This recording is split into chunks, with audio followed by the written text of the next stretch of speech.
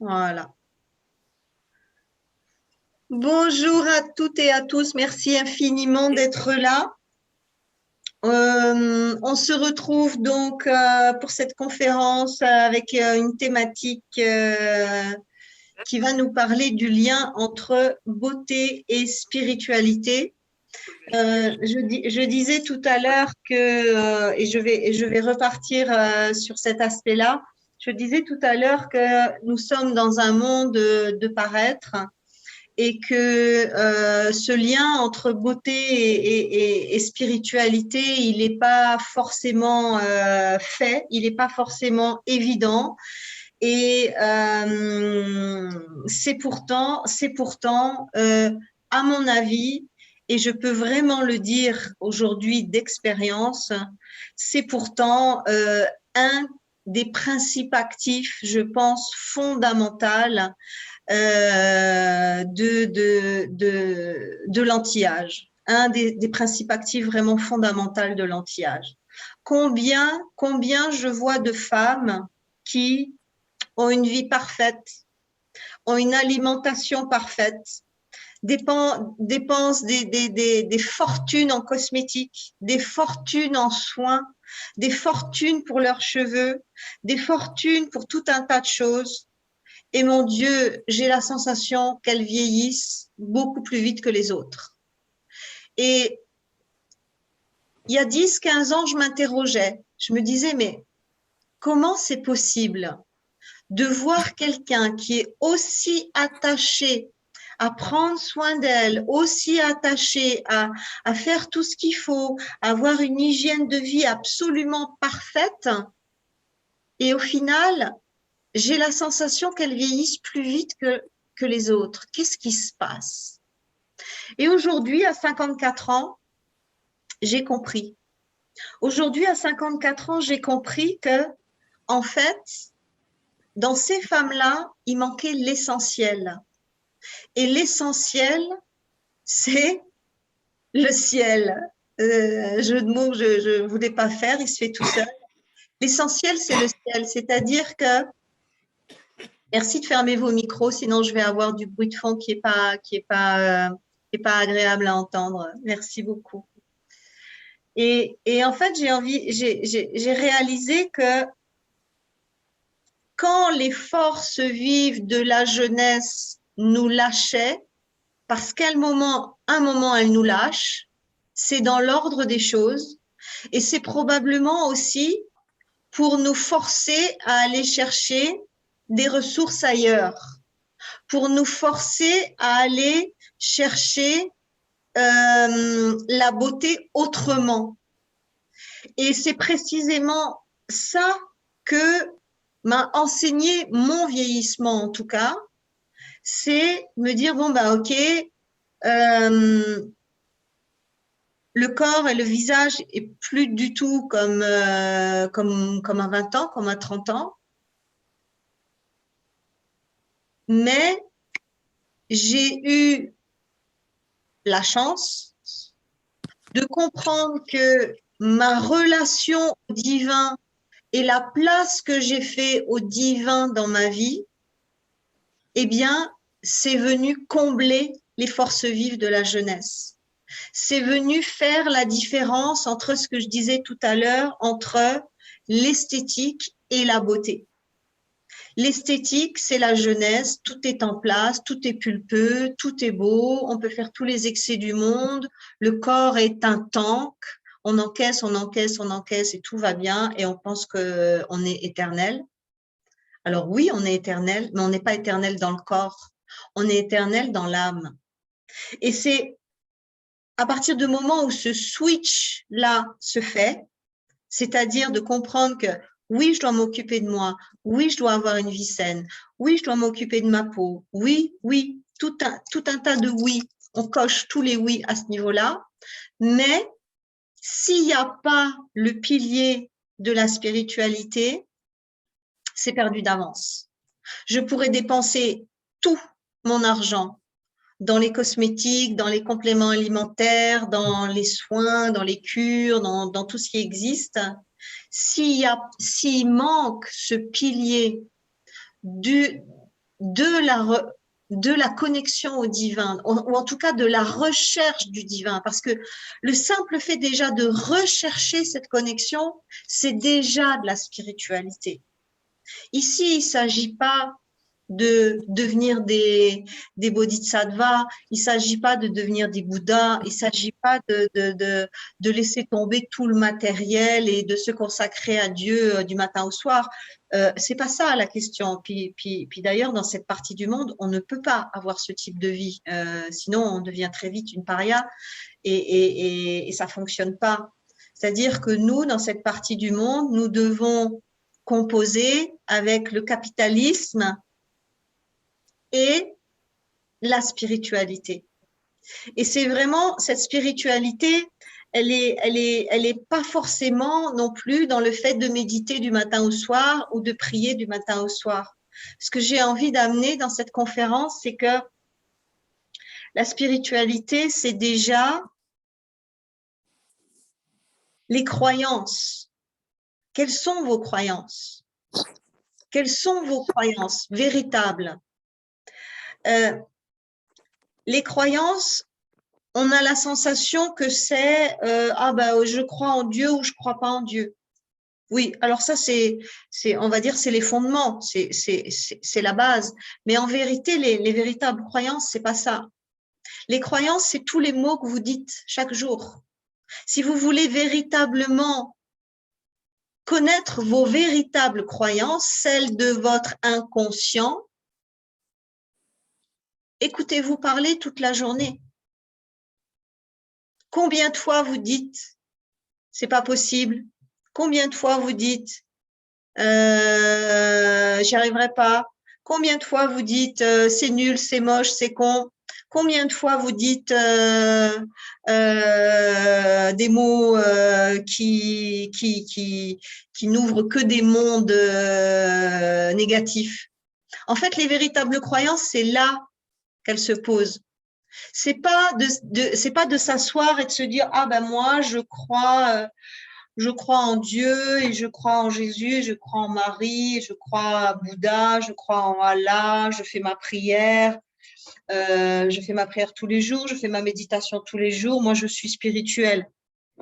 Ben non, ben non, c'est pas ça la spiritualité en vérité. La véritable spiritualité, c'est en premier lieu tout ce qui sort de votre bouche, c'est ce qui sort de votre tête en pensée. Si vous faites la prière et la méditation et les retraites et tout ce qui semble spirituel, mais que entre tout ça, vous avez des pensées bouseuses, j'ai envie de dire, et qu'entre tout ça, vous avez des mots qu'il ne faut pas répéter, eh bien, en vérité, vous êtes très loin de votre spiritualité. Parce que c'est ce qu'il y a dans notre inconscient, c'est les croyances inconscientes qui sont notre véritable spiritualité. Et c'est là aussi que j'ai envie de sensibiliser, de dire être spirituel, c'est pas forcément avoir des pratiques. Alors c'est sûr que c'est mieux si on a des pratiques, mais la première spiritualité, c'est cette surveillance quasi permanente de ce que je pense et de ce que je dis. Parce que c'est ça qui envoie dans les champs quantiques mes véritables croyances. Si je dis 1000 fois par jour merde, chier, con, j'ai beau faire ma méditation et ma prière et ma retraite silencieuse pendant 15 jours, je vais envoyer une certaine somme d'informations non spirituelles qui vont me revenir immanquablement. Parce qu'aujourd'hui, on le sait, tout nous revient comme un boomerang.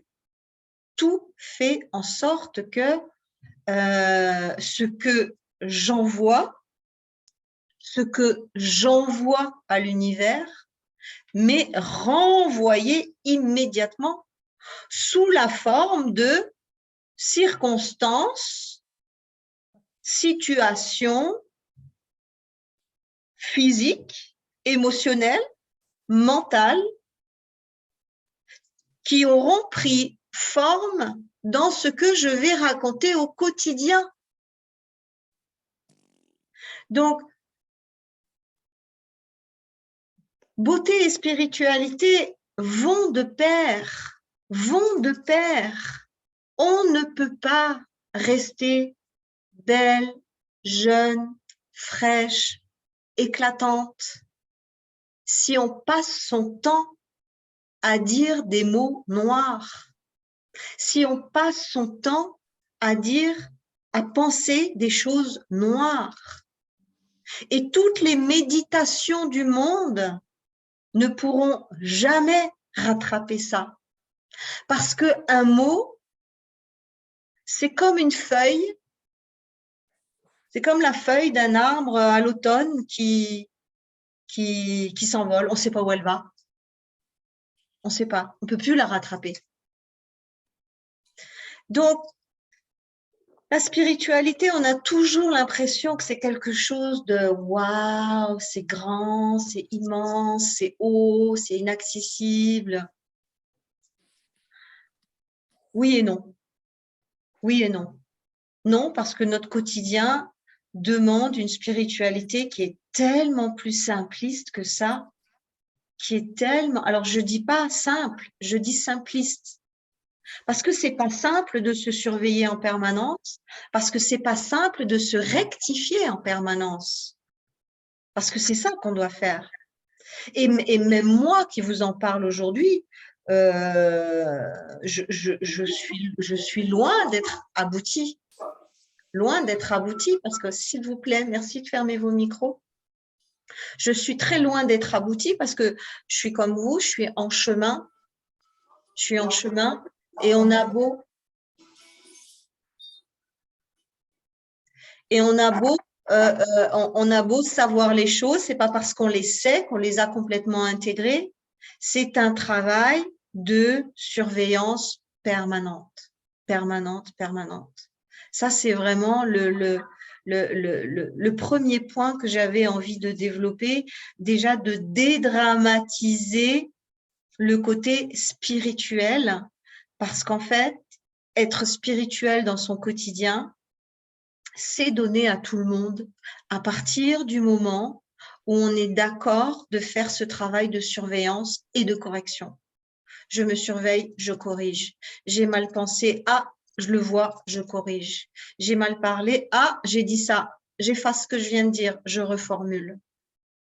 Ça, c'est déjà le premier pas vers la spiritualité.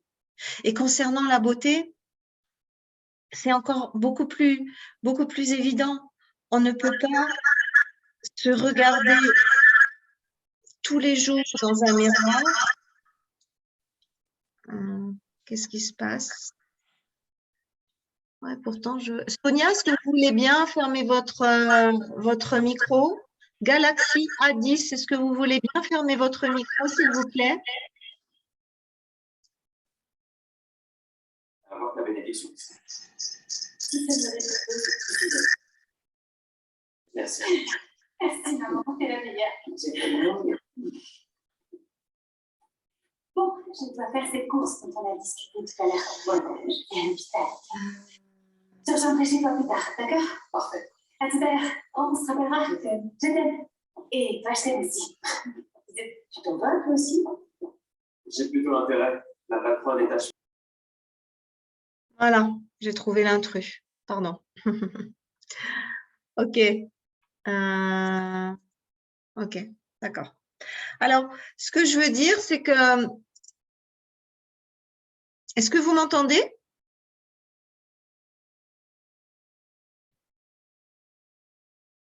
Oui? Oui, voilà, ok, merci. Ce que je veux dire, c'est que Attendez, il faut que je revienne sur le mode affichage. Non, c'est pas ça que je veux.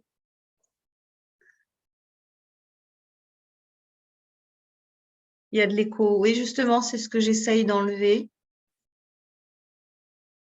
Là, maintenant, là, il y a encore de l'écho maintenant? Est-ce qu'il y a encore de l'écho maintenant? Non, d'accord. Merci, Nathalie.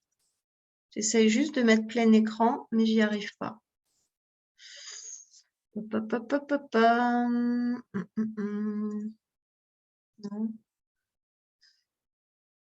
Non. Ouais. Bon, ben, la technique, quand ça veut pas, ça veut pas. Affichage, intervenant. Ouais. Ouais, c'est pas grave. Ok.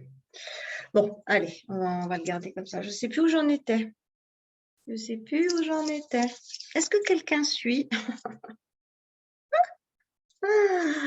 Je sais plus où j'en étais.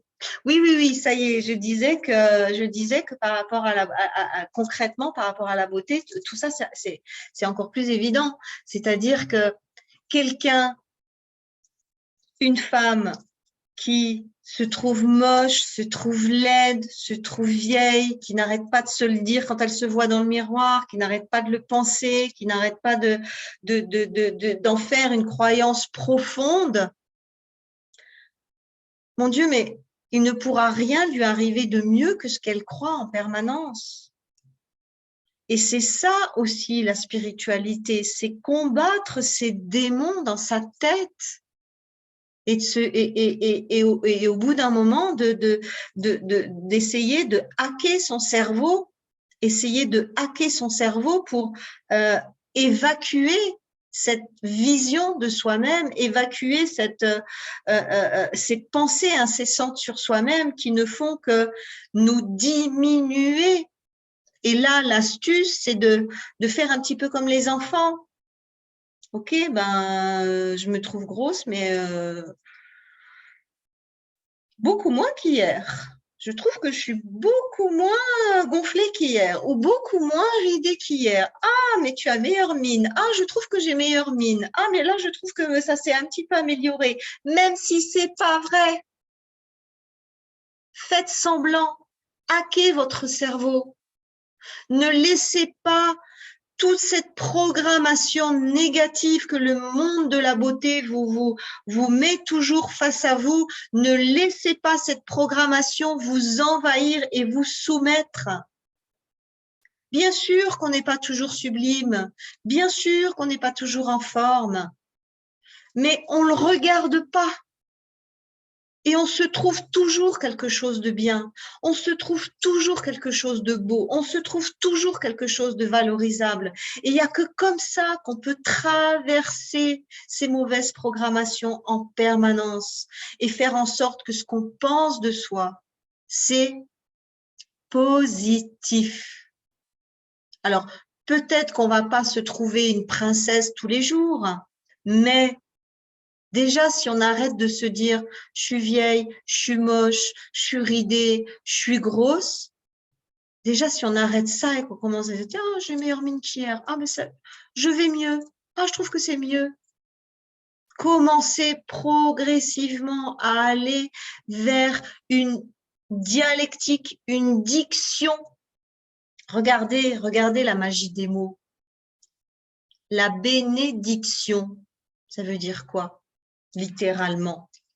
Ça veut dire la bonne diction. Et la malédiction, ça veut dire quoi littéralement? Ça veut dire la mauvaise diction. Donc, envoyez-vous des bénédictions en permanence, même si ce que vous voyez dans le miroir, ça ne vous plaît pas complètement. Et éradiquez littéralement, définitivement, décidez-le, cette malédiction.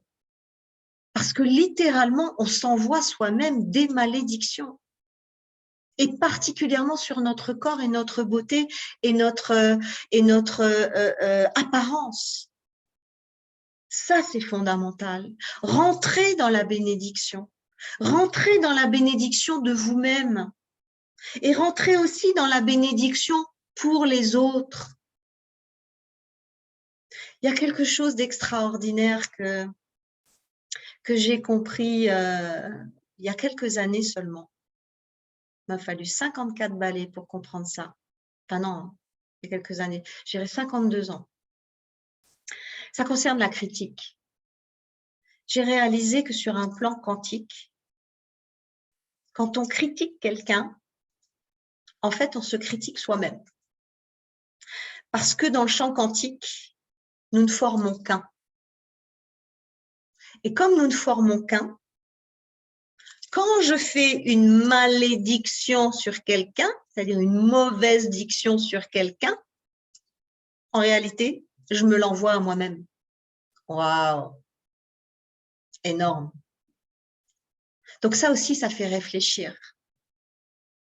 On ne peut pas rentrer dans cette dynamique de spiritualité, de bénédiction pour soi et de bénédiction sur le monde, tant qu'on ne s'est pas détaché de cette activité passionnante qu'ont les êtres humains, et particulièrement les femmes, la critique et le jugement.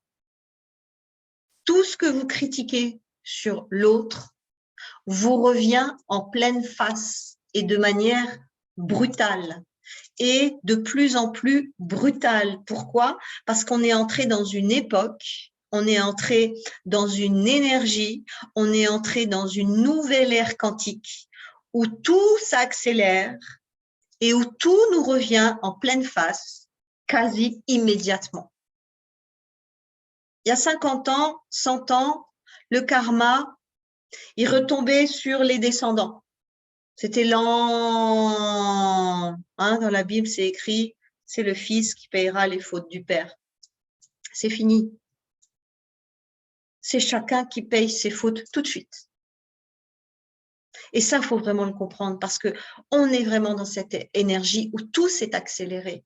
On est vraiment dans cette énergie où on est responsable de tout. On nous demande de prendre nos responsabilités.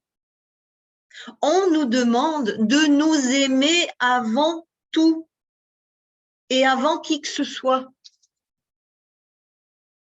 Un autre enseignement très puissant, c'est que, en vérité, les autres ne peuvent nous aimer qu'à la hauteur de ce que nous nous aimons nous-mêmes.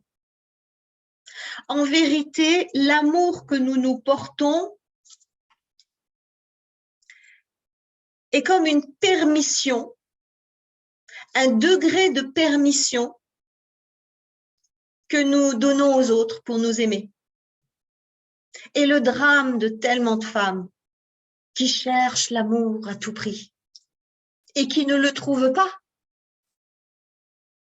Pourquoi? Parce qu'elles n'ont donné aucune permission à qui que ce soit de les aimer, puisqu'elles ne se sont pas suffisamment aimées elles-mêmes, parce qu'elles ne s'aiment pas suffisamment elles-mêmes. Alors elles se baladent avec un espèce de vide abyssal intérieur, en cherchant leur douce moitié, qui n'existe pas, bien sûr, puisqu'elles n'ont pas donné existence à cette douce moitié, qui en fait n'est pas une moitié, mais un être complet. Cette histoire de ma moitié, de pas ma moitié, ça me fait rire parce que quand j'allais sur les réseaux sociaux, je voyais je cherche ma douce moitié. Alors moi je répondais, c'est pas moi parce que moi je suis complète. Je suis pas la moitié de quelque chose. Je suis un tout. Et je cherche un autre tout pour former un couple complet. Et non pas la moitié d'un et la moitié de l'autre. On est déjà dans la division. Donc, ça part déjà très, très mal.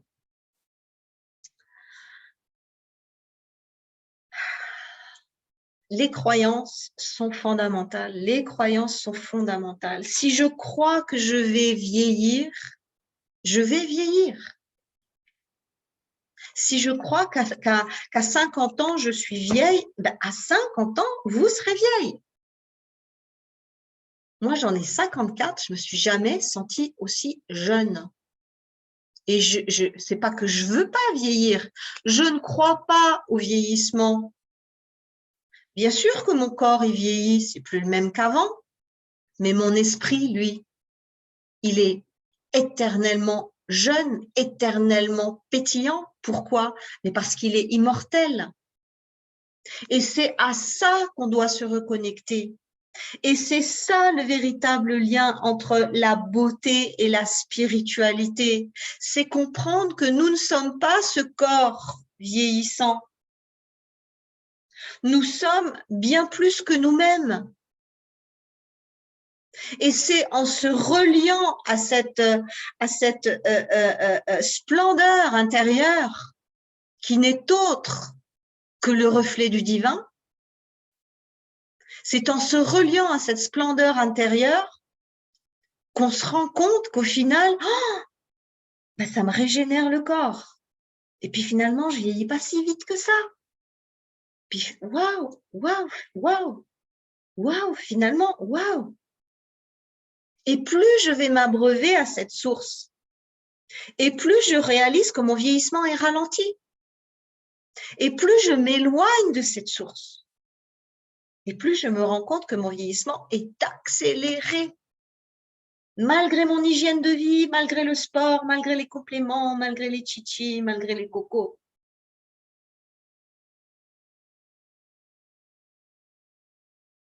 La source divine est éternelle. Le divin est source de jeunesse éternelle. Si on nous avait appris à l'école, au lieu de nous apprendre la Première et la Deuxième Guerre mondiale, si on nous avait appris qu'on était tous des enfants de Dieu, qu'on était tous investis de cette présence divine et qu'elle ne demandait qu'à s'épanouir comme une fleur à l'intérieur de nous, et qu'on nous avait fait autant de cours de connexion au divin, de méditation, de gestion de la pensée, de gestion de la parole à la maternelle, au primaire, au lycée et jusqu'au bac, mais on serait tous déjà immortels. Quel que soit notre âge, on paraîtrait tous avoir 20 ans. Mais ceux qui nous gouvernent ne veulent pas nous amener là. On le sait très bien. Et ceux qui nous gouvernent essayent même de nous emmener bien à côté de tout ça.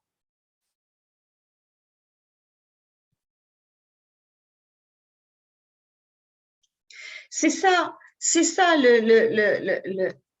la magie en fait de la vie. C'est ça la magie du divin. Parce que le divin nous a créés beaux et belles, tous. Parce qu'il sait que quelle que soit l'enveloppe physique, à partir du moment où il est à l'intérieur et qu'il rayonne à l'intérieur, mais même la plus moche des femmes et le plus moche des hommes va être sublime. C'est ça la vraie beauté. C'est pas celle qui vient de dehors. C'est pas celle qui est le fruit de tous mes efforts physiques. C'est celle qui est le fruit de tous mes efforts spirites. C'est fondamental. C'est vraiment fondamental. Là, Greg Braden, qui est un de mes mentors, j'adore Greg Braden, c'est un physicien quantique hors pair qui a travaillé très très longtemps pour la NASA, qui a fait des bouquins et des best-sellers exceptionnels. La libération instantanée des croyances, je vous conseille ce livre. Je l'ai lu, relu, relu, tellement c'est waouh! Greg Braden, La libération instantanée des croyances. Et donc, il dit dans son livre, la croyance est un pouvoir infini contre lequel aucune force ne peut prévaloir. La croyance est un pouvoir infini contre lequel aucune force ne peut prévaloir. Ben là, du coup, on se dit, waouh, c'est quoi mes croyances, quoi? Non, mais mes vraies croyances, pas celles que je réfléchis en disant, ah, moi, je crois à ça, je crois à ça. Oui, oui, ça, c'est le mental. C'est le mental qui se joue de nous, comme toujours. Les vraies croyances, encore une fois, hein, je vous l'ai dit, hein, c'est ce que vous pensez et ce que vous dites. Hein. Alors, écoutez-vous penser, écoutez-vous parler, et puis vous serez au fait de vos vraies croyances. Donc, du coup, ben, je m'interroge, c'est quoi mes vraies croyances? Et du coup, je suis obligée de faire une petite introspection. Je suis obligée de m'écouter penser et de m'écouter parler. Et de faire le point et de me dire, waouh, c'est ça mes croyances? Non, mais ça ne va pas du tout. Je vais droit dans le mur avec ça. Mais ce qui est la grande bonne nouvelle, c'est qu'on peut changer instantanément de croyance. Arrêtez de parler comme ça, arrêtez de penser comme ça et puis le faire autrement. On peut changer du jour au lendemain. On peut changer sa destinée du jour au lendemain. On peut changer son devenir physique du jour au lendemain. C'est ça la merveille des croyances.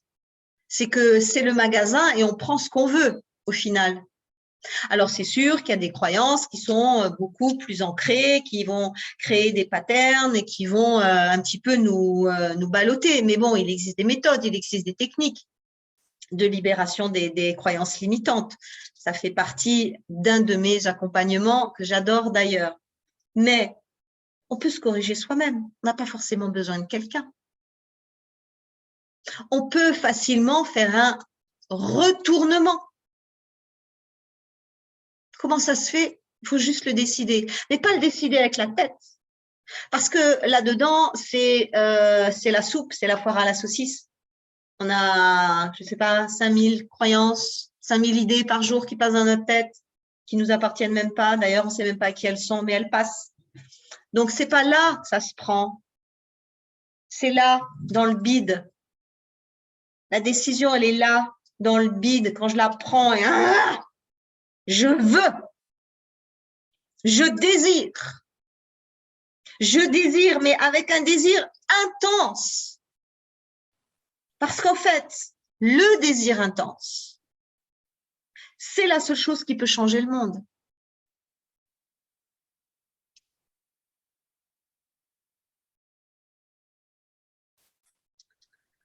Le désir intense, c'est vraiment, vraiment la clé.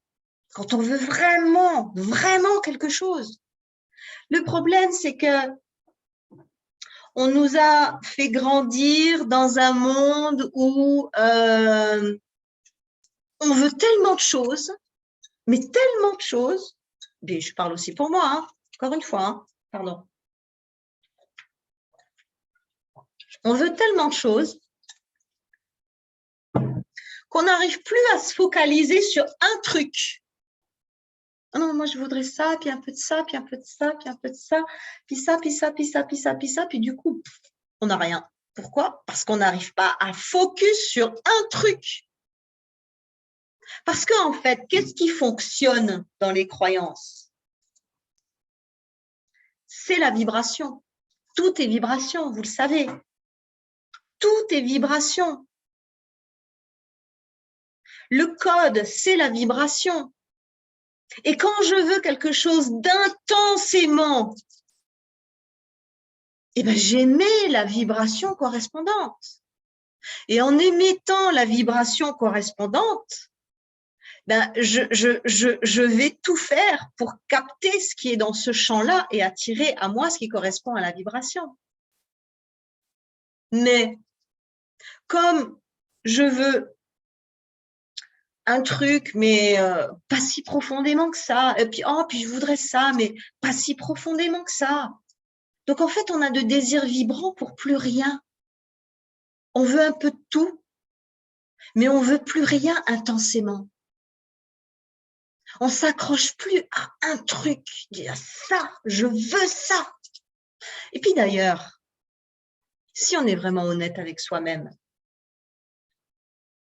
tout ce qu'on a voulu vraiment intensément dans notre vie, quel que soit notre milieu social, on l'a obtenu.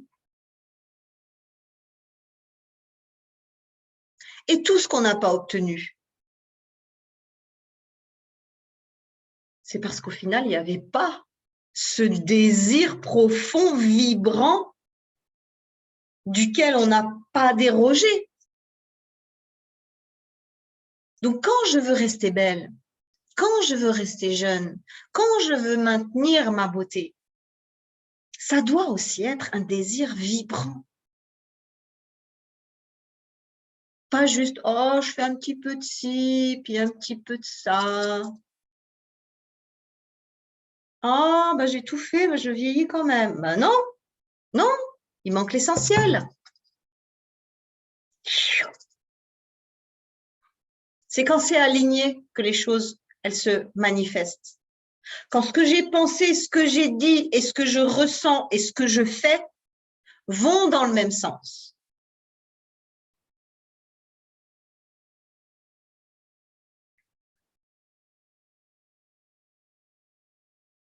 C'est tellement vrai, mais c'est tellement vrai, mais c'est tellement vrai.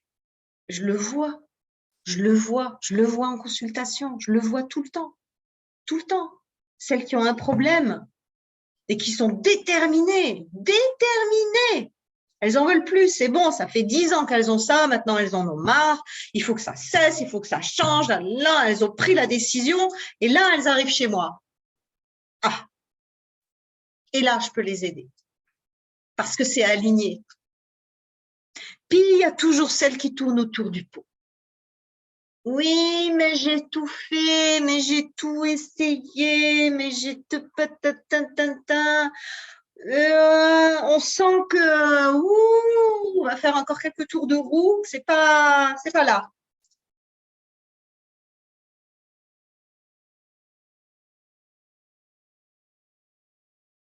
C'est ça, mes amis, c'est ça, mes amis.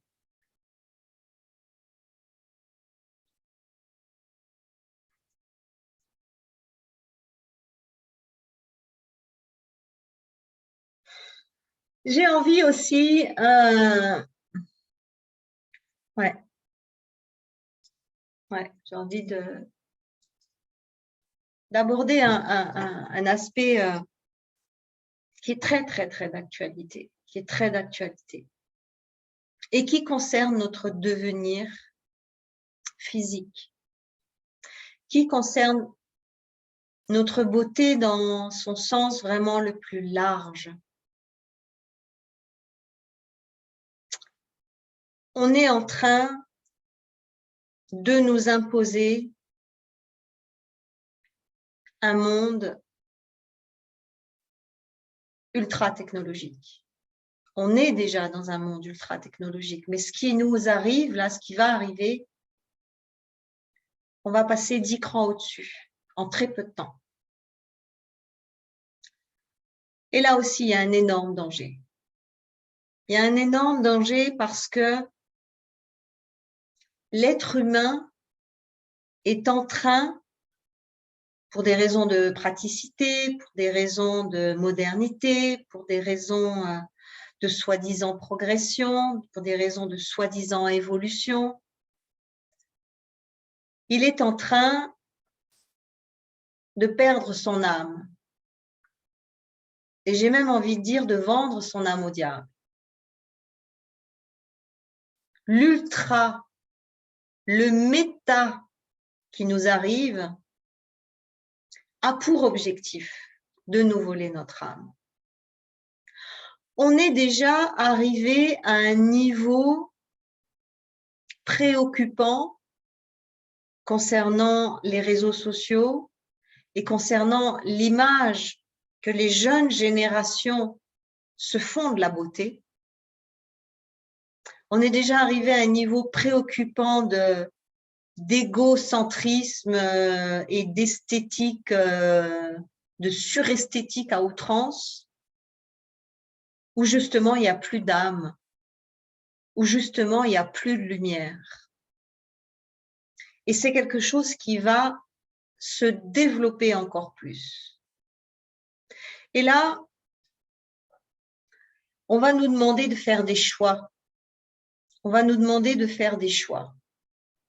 Et ce choix, il est aussi clair que ça, c'est rester un humain naturel qui cultive son âme et son divin intérieur pour pouvoir continuer à aimer, à ressentir, à être sensible, à partager, à être empathique, à considérer et à respecter les autres règnes, le minéral, l'animal, le végétal, ou alors aller vers un humain qui va se robotiser de plus en plus, qui va perdre son âme et qui va uniquement se présenter au monde à travers des fausses images,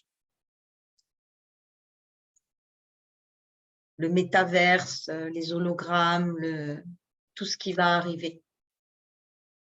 Et là aussi, je crois qu'il y a vraiment quelque chose il y a un enjeu qui est prédominant.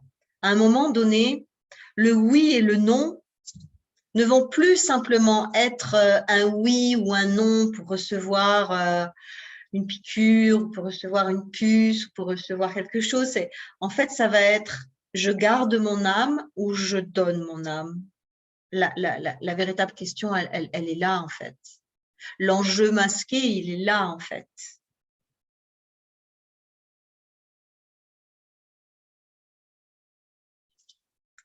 Et donc, ce que j'ai envie de dire, c'est que il n'y a pas de beauté sans le divin. Il n'y a pas de beauté sans l'âme. Il n'y a pas de beauté sans amour. Et encore une fois, amour de soi en premier lieu. En premier lieu. C'est pas de l'égoïsme. C'est la compréhension des mécanismes du vivant. Si vous aimez quelqu'un plus que vous pouvez être sûr qu'à un moment donné, vous allez le détester et que la relation va se transformer. Parce que votre âme ne peut pas supporter d'aimer quelqu'un d'autre plus qu'elle-même.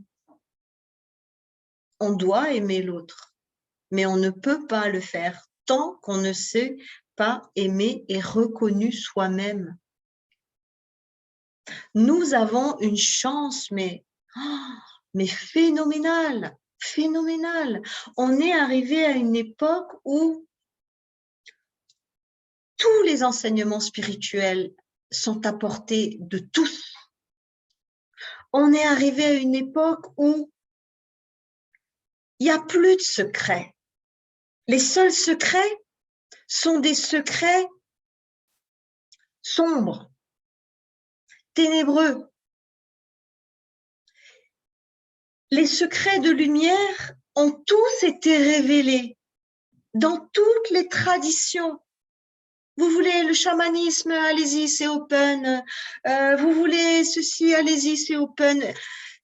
Tout ce qui concerne la lumière, tout ce qui concerne le divin, ça n'est plus hermétique comme il y a 50 ans. Moi, quand j'ai commencé ma vie spirituelle, mais je devais gratter la terre pour aller chercher de l'information, pour aller chercher des bouquins, pour aller chercher des conférenciers. C'était le parcours de la combattante. Être spirituel, il y a 35 ans, il fallait y aller à la machette. Il fallait du courage. Aujourd'hui, tout est à portée de main. Il n'y a qu'à cliquer. Tout est là. Donc, on vit une époque extraordinaire pour ça. Mais encore faut-il aller le chercher. Encore faut-il aller le chercher. Juste être capable de s'y soumettre Parce que nous sommes, que nous le voulions ou non, soumis en permanence. Vous savez, moi, quand j'ai fait ma formation d'hypnose, j'ai halluciné. Je me suis dit, waouh, l'esprit humain est à ce point manipulable. Oh, c'est grave. Ça m'a fait peur. Ça m'a vraiment donné le vertige. Je me suis dit, mais c'est pas possible. C'est pas possible que ce soit à ce point-là. Ben oui. Nous sommes des êtres hautement manipulables. Tout ce que nous entendons est imprimé dans notre inconscient et fabrique quelque chose. Tout ce que nous voyons est imprimé dans notre inconscient et fabrique quelque chose à notre insu. Tout ce que nous ressentons est imprimé dans notre inconscient et fabrique à notre insu. En fait, je vais vous le dire comme je le pense, nous sommes des marionnettes.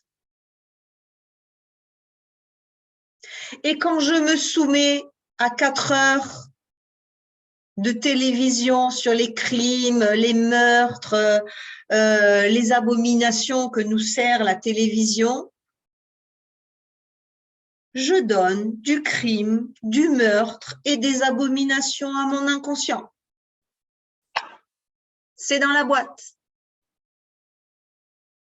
Et quand j'écoute de la musique en 440 Hz, complètement déstructurante et pour mon conscient et pour mon inconscient et pour mes cellules, c'est imprimé, c'est dans la boîte. Et ça va fabriquer des horreurs à mon insu. Depuis 50 ans, Hollywood nous bassine avec ses programmations inconscientes. Et nous sommes là à regarder et à applaudir. Ça, c'est pas fait pour rester jeune. Pas du tout. Parce que c'est que des horreurs, c'est que de la violence, c'est que du sang, c'est que du meurtre. C'est une soumission, permanente à des horreurs.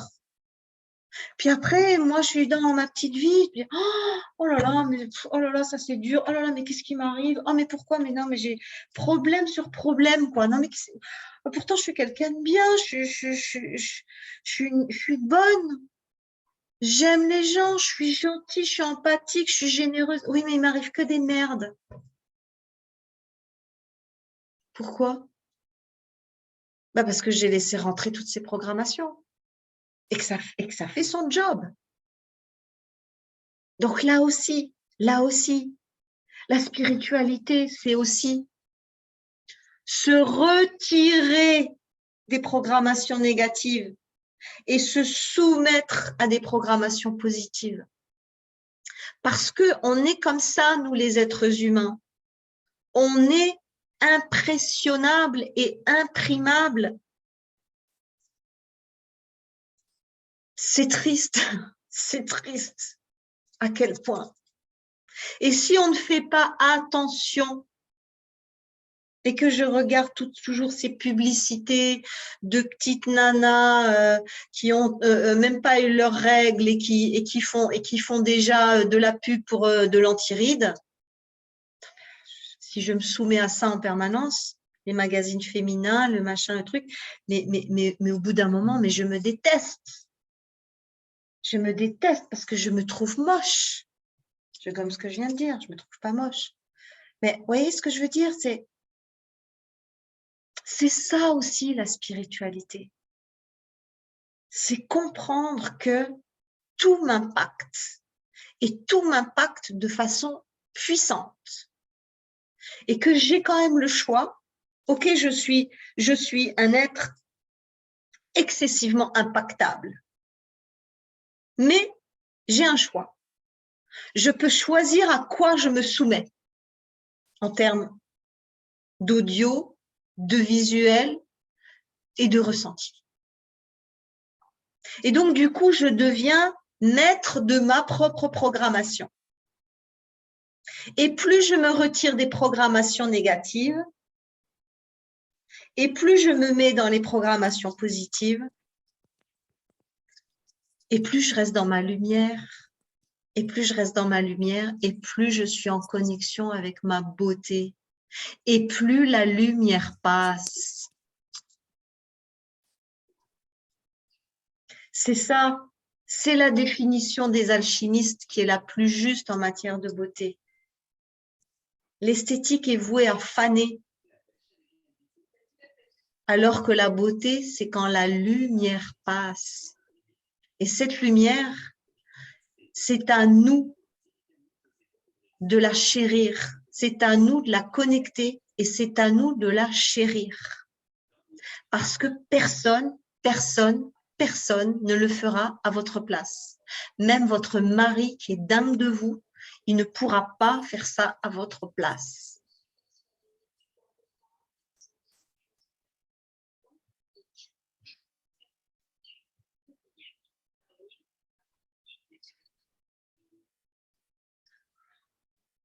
Voilà, je crois que je vous ai donné vraiment le message essentiel. Est-ce qu'il y a des questions?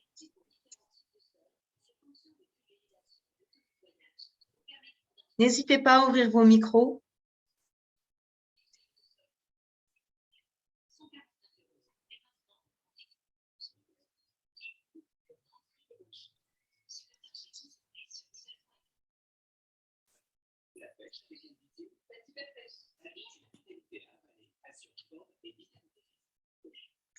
Ici, l'enseignement, c'est vraiment décider de devenir plus grand que soi. Décider de devenir plus grande que soi. Je ne suis pas ce petit corps qui vieillit. Merci Sylvie. Je ne suis pas ce petit corps qui vieillit. Je suis beaucoup plus grande que ça parce que je suis enfant de Dieu. Vous savez, moi, je vais vous dire, hein, j'ai eu une enfance digne de Cosette dans Les Misérables. J'ai pas du tout été désirée, j'ai pas été aimée, j'ai eu une enfance abominable, violente, maltraitante. Enfin, voilà. Et le jour où j'ai réalisé que Dieu m'avait désirée et que c'est pour ça que j'étais là et que j'étais enfant de lui, j'ai guéri d'une minute à l'autre. J'ai guéri d'une enfance pourrie et maltraitante d'une minute à l'autre. Quand j'ai réalisé que ce père là-bas, lui, il m'a voulu. Lui, il m'a désiré et il a voulu que j'arrive là. Et il a fait de moi ce que je suis. À partir du moment où j'ai reconnu ma filiation, je suis enfant du divin. Et quand on me demande de me présenter, je dois me mordre les lèvres pour pas dire ça, parce que c'est ma véritable identité. C'est pas Carole Cassonne, mon identité. Ça, c'est l'état civil. Ma véritable identité, c'est enfant de Dieu. Waouh! Héritière de Dieu. Et vous êtes pareil. C'est juste merveilleux de savoir ça. C'est juste exceptionnel d'avoir cette certitude. Je vous souhaite de tout mon cœur de réaliser ça dans votre vie. On n'a pas besoin d'être une grenouille de bénitier pour vivre avec cette croyance-là.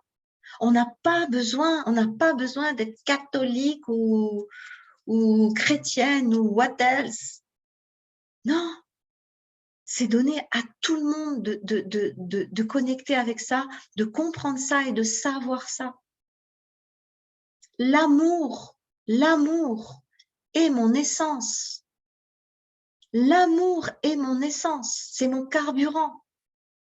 Et dès que je m'éloigne de ça, je vais mal.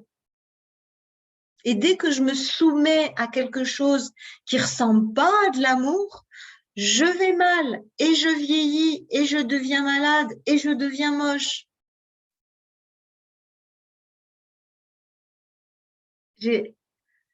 En fait, le message, il est tellement simple, tellement, tellement, tellement simple.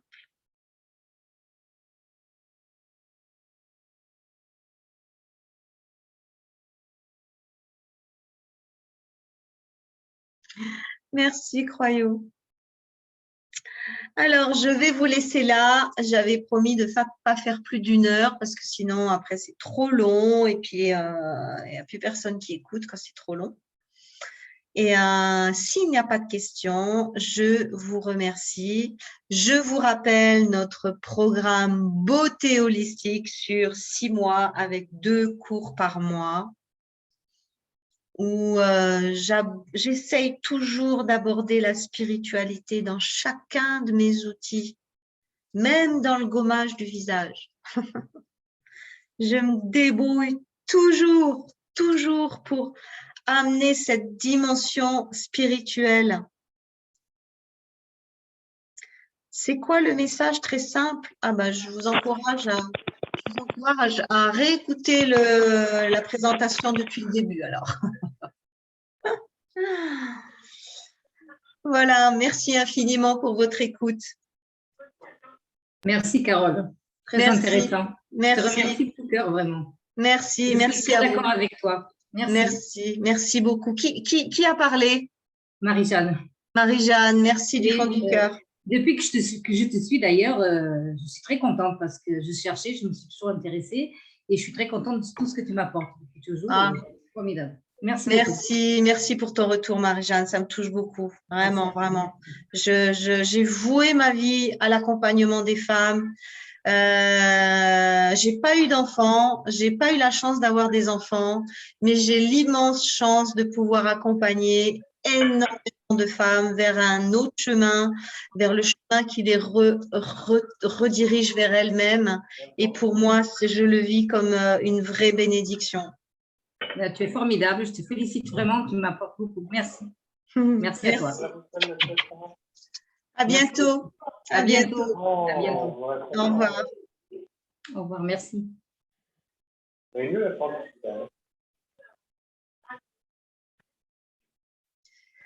aime bien, hein.